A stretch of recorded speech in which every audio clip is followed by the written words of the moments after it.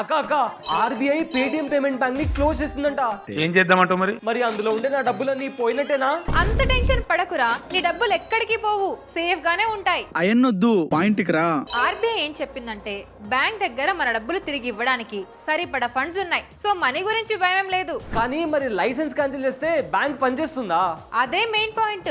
నీ అకౌంట్ మాత్రమే క్లోజ్ అయిపోతుందిరా, నువ్వు కొత్తగా అందులో డబ్బులు యాడ్ చేయలేవు. సో వెంటనే నీ బ్యాంక్ అకౌంట్ లో ఉన్న మనీని వేరే బ్యాంక్ కి ట్రాన్స్ఫర్ చేసే, లేదంటే విత్డ్రా చేసే.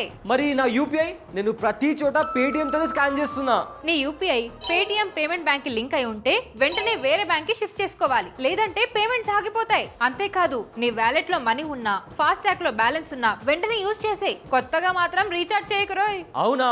మీరు కూడా పేటిఎం పేమెంట్ బ్యాంక్ వాడుతున్నారా? అయితే అలర్ట్ అయిపోండి. ఈ ఇన్ఫర్మేషన్ ని ప్రతి ఒక్కరికి షేర్ చేయండి. ఇలాంటి ఇంట్రెస్టింగ్ అప్డేట్స్ కోసం మన ఛానల్ ని సబ్స్క్రైబ్ చేసుకోండి. Boss Wala. Be the boss.